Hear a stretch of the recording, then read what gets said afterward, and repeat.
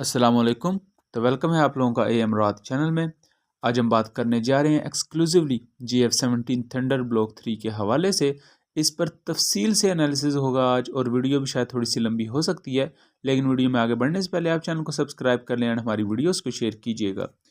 पाकिस्तान में ideas international defence exhibition चल रही है, जिसमें पाकिस्तान की मिलिट्री के तीनों branches air force, army and navy, इनके फ्यूचर वेपन्स और इनके मौजूदा जो वेपन्स अपग्रेड हैं या इन्हेंस्ड हैं उनको दिखाया जा रहा है। और यहाँ हमें GF-17 थंडर की एक प्रमोशनल वीडियो दिखाई जाती है पाकिस्तान एरोनॉटिकल कॉम्प्लेक्स की तरफ से। बहरहाल यहाँ हमारी टीम गई हुई थी पाकिस्तान स्ट्रेटेजिक फोरम की। इस वीडियो को अभी तक किसी के हवाले नहीं किया गया, इसे पाकिस्तान एयरफोर्स जब चाहेगी तब रिलीज़ करेगी, लेकिन वहाँ जो लोग मौजूद थे उन्हें ये वीडियो दिखाई गई है। उसके कुछ स्क्रीनशॉट्स जो हम तक पहुँचे हैं तो उनमें हम क्लियरली देख सकते हैं कि GF-17 थंडर में helmet mounted display sight system लगा हुआ है, और वो भी J-20 वाला। उसके अलावा इसने ड्यूल इजेक्टर रैक्स पर मिसाइल्स कैरी किए हुए हैं, रेंज एक्सटेंशन किट्स हैं जो कि अपग्रेडेड हैं, और फ्यूल टैंक और इलेक्ट्रॉनिक वॉरफेयर पोर्ट्स वगैरह। इस तमाम चीज़ों पर अब हम वन बाय वन बात करते हैं। सबसे पहले इसके हेलमेट माउंटेड डिस्प्ले सिस्टम की बात की जाए तो यहाँ आप देख सकते हैं कि एक GF-17 थंडर के पायलट ने दौरान परवाज़ helmet mounted display sight system को पहना हुआ है, और इसे गौर से देखें तो ये बिल्कुल J-20 के हेलमेट माउंटेड डिस्प्ले सिस्टम से ही मैच करता है। यानी कि जो J-20 में HMDs यूज़ होती हैं वही GF-17 थंडर ब्लॉक 3 यूज़ करता है, और इसी सीरीज़ की helmet mounted display and side system को J-10Cs यूज़ करते हैं, जिन्हें TK-31 कहा जाता है। यानी कि जो J-20 और ब्लॉक 3 में HMDs हैं वो भी TK-31 सीरीज़ की ही HMDs हैं, और इससे आपको ये बात समझ आ जाएगी। जब ब्लॉक 3 की सीरियल प्रोडक्शन शुरू की गई थी, मुख्तलिफ रिपोर्ट्स में ये कहा गया था कि GF-17 ब्लॉक 3 में J-20 जैसे 5th जनरेशन एयरक्राफ्ट का DNA होगा, मतलब कि बाहर से एक 4th जनरेशन जैसा जहाज़ नज़र आएगा, लेकिन इंटरनल इसकी जो एवियोनिक्स और इंटरनल सिस्टम होंगे वो 5th जनरेशन जहाज़ वाले होंगे। तो ये एक 4.5 जनरेशन का एयरक्राफ्ट निकल कर सामने आएगा। उसके बाद जो दूसरी अहम चीज़ है वो इसका पेलोड है। यहाँ इसने जो टोटल पेलोड कैरी किया हुआ है वो 2 PL-5E2 missile, 4 SD-10 missile, 2 range extension kits वाले बॉम्ब, और एक सेंटर लाइन फिन पर ड्रॉप टैंक, और एक इलेक्ट्रॉनिक वॉरफेयर पोर्ट, जो कि टोटल 2500 kg का वज़न बनता है। इसकी जो मैक्सिमम पेलोड कैपेसिटी है वो 3700 से 4000 kg से कुछ ज़्यादा है। अगर कुछ लोग ये समझ रहे हैं कि विकीपीडिया पर सिर्फ 3700 kg लिखी है तो आप लोग गलत समझ रहे हैं, क्योंकि इवन ब्लॉक 2 भी 4000 kg जितना वेपन कैरी कर सकता है, और ये ऑफिशियल जो हाई एयर शो 2016 में ही बात रिवील की गई थी। तो ब्लॉक 3 4000 किलोग्राम से ज़्यादा ही कैरी कर सकता होगा। यहाँ बात की जाए तो GF-17 थंडर ने सेंटर लाइन फिन पर एक सुपरसोनिक ड्रॉप टैंक कैरी किया हुआ है 800 पाउंड्स का। ये सुपरसोनिक ड्रॉप टैंक्स बेसिकली हवा की ड्रैग को कम करते हैं, और जो जहाज़ की मनूवरेबिलिटी में फ़र्क आता है ज़्यादा पेलोड कैरी करने की वजह से, उस असर को या उस इन्फ्लुएंस को कम कर देते हैं, और जहाज़ की मनूवरेबिलिटी बेहतर रहती है। यहाँ हम ड्यूल इजेक्टर रैक्स को देख सकते हैं जिन पर SD-10 मिसाइल्स कैरी किए हुए हैं, और SD-10 मिसाइल्स बुनियादी तौर पर 90 से 100 किलोमीटर तक की रेंज प्रोवाइड करते हैं, और अभी तक पाकिस्तान GF-17 थंडर पर और इवन चाइनीज़ एयरक्राफ्ट के लिए एक रिलायबल प्लेटफॉर्म माने जाते हैं। अब मेन क्वेश्चन ये उठ रहा है कि PL-15 और PL-10 मिसाइल्स क्यों नहीं लगाए गए। तो मैं बताता चलूँ कि कुछ हफ्तों तक या कुछ दिनों तक जो स्टॉक है GF-17 ब्लॉक 3 के लिए PL-10 और PL-15 का, वो पाकिस्तान को डिलीवर कर दिया जाएगा।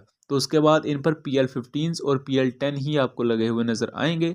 Bye the way dual ejector racks पर ये SD-10 को भी कैरी करता है, और मुस्तकबिल में SD-10 के अपग्रेडेड वेरिएंट्स भी आएंगे जिनकी हिट प्रोबेबिलिटी मौजूदा SD-10 से ज़्यादा होंगी, और ये GF-17 थंडर जैसे लाइट कॉम्बैट एयरक्राफ्ट की कैपेबिलिटीज़ को मैनीफोल्ड बढ़ा देंगे। उसके बाद यहाँ रेंज एक्सटेंशन किट्स दिखाई गई हैं जिनकी रिपोर्टेड रेंज 120 से या 160 किलोमीटर तक भी हो सकती है, लेकिन अभी इस बारे में हतमी तौर पर कुछ नहीं कहा जा सकता। लेकिन जहाँ तक मैं कंफर्म कर सकता हूँ, इनकी मिनिमम रेंज 120 किलोमीटर है, और ये 1000 पाउंड की रेंज एक्सटेंशन किट्स हैं। उसके बाद हम आते हैं इसके इलेक्ट्रॉनिक वॉरफेयर सिस्टम पर। तो इलेक्ट्रॉनिक वॉरफेयर सिस्टम बेसिकली जहाज़ के अंदर भी मौजूद होता है, और उसको इलेक्ट्रॉनिक वॉरफेयर पोर्ट्स भी दी जाती हैं।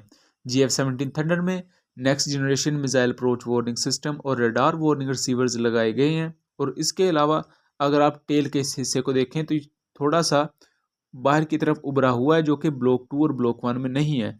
तो यहाँ कुछ अजाफी इलेक्ट्रॉनिक वॉरफेयर इक्विपमेंट के बारे में बात की जा रही है। और टेल के ऊपर वाले हिस्से में आपको basic electronic counter measure system box नज़र आ जाएगा।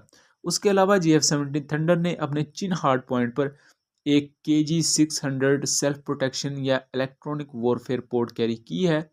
KG-600 को पाकिस्तान में पंजनत इलेक्ट्रॉनिक वॉरफेयर सिस्टम या पंजनत इलेक्ट्रॉनिक वॉरफेयर पोर्ट भी कहा जाता है।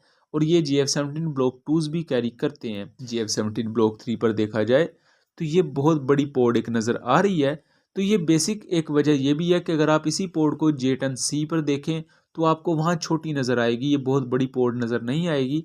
इवन अगर आप AN/LQ सीरीज़ की पोर्ट्स को F-16 पर देखें तो वो भी इतनी बड़ी नज़र नहीं आएंगी। लेकिन GF-17 थंडर पर सेम यही पोर्ट बहुत बड़ी नज़र आ रही है और बल्कि नज़र आ रही है। उसकी वजह है कि GF-17 थंडर एक लाइट वेट एयरक्राफ्ट है। हमेशा इस बात को याद रखिएगा कि जितना मर्जी कैपेबल एयरक्राफ्ट हो, लेकिन ज़ाहिरी बात है वो एक छोटा एयरक्राफ्ट है, हल्के वजन वाला जहाज़ है, उसका एयर फ्रेम छोटा है। तो चूंकि एयर फ्रेम छोटा है इस वजह से हमें ये इलेक्ट्रॉनिक वॉरफेयर पोर्ट भी बहुत ज़्यादा नुमायाँ और बड़ी नज़र आ रही है। बहरहाल चाइना की KG-600 इलेक्ट्रॉनिक वॉरफेयर पोर्ट की कैपेबिलिटी को इस तरह मैच किया जाता है कि मुख्तलिफ इंटरनेशनल एक्सपर्ट्स के मुताबिक ये US मेड AN/LQ सीरीज़ की इलेक्ट्रॉनिक वॉरफेयर पोर्ट से कम्पीट करती है, मतलब कि उनके मद्दे मुकाबल समझी जाती है। और बेसिकली इलेक्ट्रॉनिक वॉरफेयर पोर्ट्स काम किस तरह करती हैं कि ये हाई बैंड और लो बैंड फ्रीक्वेंसीज को इस तरह यूज़ करती हैं जो दुश्मन जहाज़ों के रेडार होते हैं, उनके दूसरे इलेक्ट्रॉनिक सिस्टम्स होते हैं, उनको डिस्टर्ब कर देती हैं और दुश्मन जहाज़ कुछ देर के लिए अंधे हो जाते हैं। इस तरह बेसिकली इलेक्ट्रॉनिक वॉरफेयर सिस्टम काम करता है। उसके बाद यहाँ हमें कुछ और तस्वीर दिखाई जाती हैं जिनमें सुपरसोनिक फ्यूल टैंक्स के अलावा जहाँ GF-17 थंडर के एयरमैन इस पर SD-10 मिसाइल्स को माउंट कर रहे हैं। और उसके अलावा आपको यहाँ इन फ्लाइट रिफ्यूलिंग प्रोब भी नज़र आएगी, क्योंकि इससे पहले जितनी भी GF-17 ब्लॉक 3 की तस्वीर हैं उनमें इन फ्लाइट रिफ्यूलिंग प्रोब या मिड एयर रिफ्यूलिंग प्रोब नहीं दिखाई गई। तो बहुत से लोग क्रिटिसाइज़ कर रहे थे कि इसमें एयर टू एयर रिफ्यूलिंग नहीं है। तो मैं दोबारा बताता चलूँ कि ये डिटैचेबल होती है, इसको निकालने में या इसको लगाने में 10-15 मिनट लगते हैं।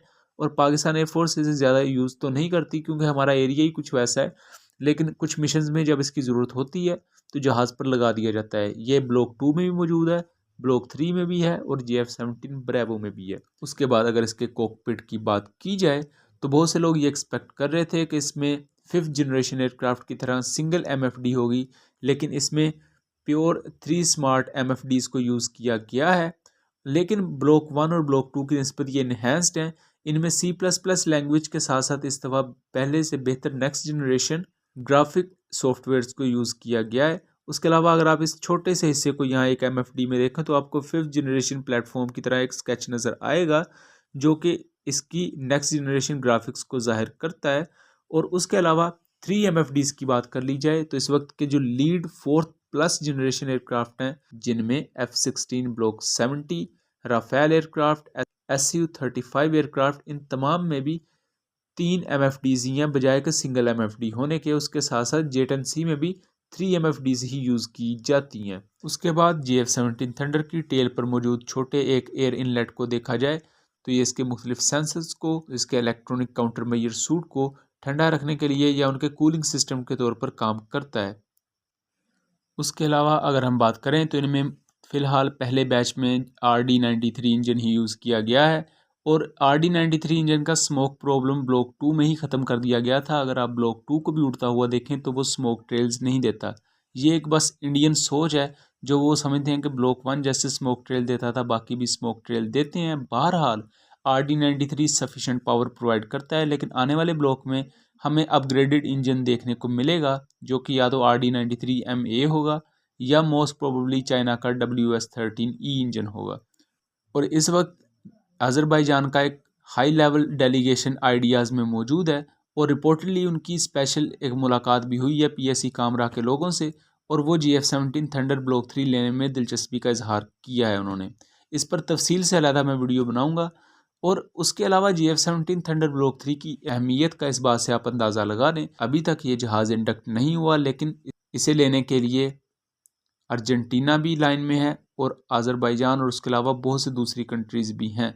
और बहुत जल्द, अब कुछ दिन ही रह गए हैं इसकी इंडक्शन में भी, इस साल के एंड से पहले इसकी इंडक्शन हो जाएगी।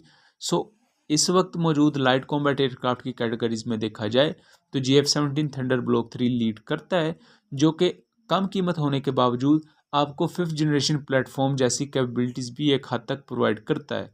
इसकी बेटर एवियोनिक्स आपको बेहतर इन्वायरमेंटल अवेयरनेस प्रोवाइड करती है। Next generation missile approach warning system, radar warning receivers और होब्स मिसाइल से लेस GF-17 ब्लॉक 3 अपने दुश्मन जहाज़ों के लिए एक ख़तरा के तौर पर निकल कर सामने आता है। तो आपका GF-17 थंडर की इन तमाम कैपेबिलिटीज़ के बारे में क्या ख्याल है? अपनी आरा से ज़रूर आगाह कीजिएगा। मिलेंगे अगली वीडियो में, तब तक के लिए अल्लाह हाफिज़।